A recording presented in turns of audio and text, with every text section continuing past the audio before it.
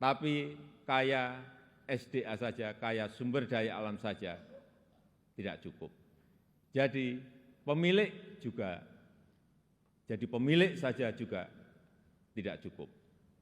Karena itu akan membuat kita menjadi bangsa pemalas yang hanya menjual bahan mentah kekayaannya tanpa ada nilai tambah, tanpa ada keberlanjutan. Saya ingin tegaskan, Indonesia tidak boleh seperti itu.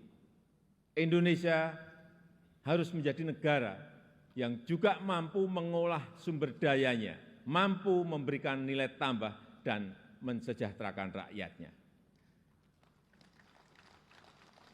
Dan ini bisa kita lakukan melalui hilirisasi yang sudah ratusan kali saya sampaikan, puluhan kali saya sampaikan.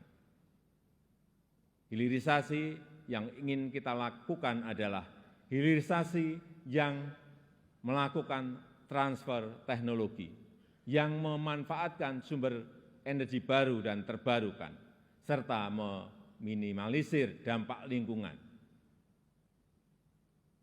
Pemerintah telah mewajibkan perusahaan tambang sekarang ini untuk membangun pusat pembibitan, membangun pusat persemaian, untuk menghutankan kembali lahan pasca tambang, pasca penambangan.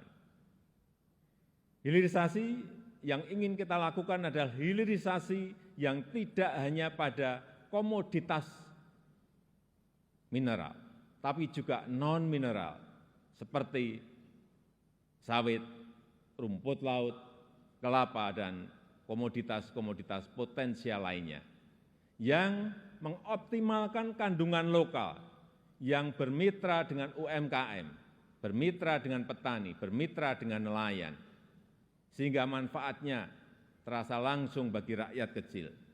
Upaya ini sedang kita lakukan dan harus terus dilanjutkan. Ini memang pahit bagi para pengekspor bahan mentah. Ini juga mungkin pahit bagi pendapatan negara dalam jangka pendek.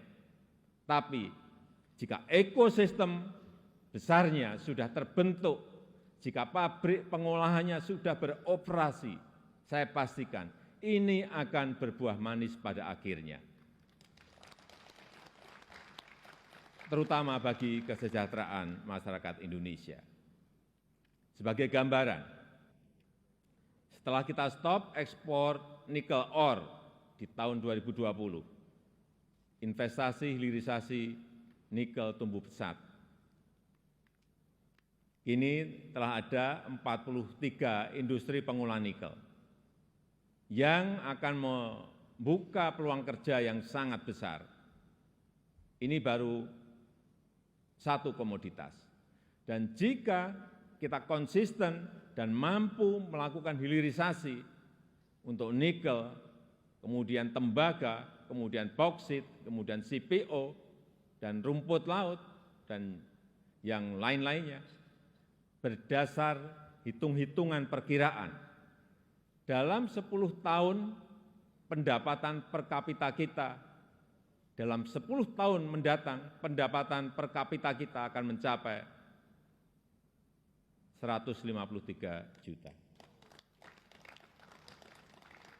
Atau 10.900 US dollar. Dalam 15 tahun pendapatan per kapita kita akan mencapai 217 juta rupiah.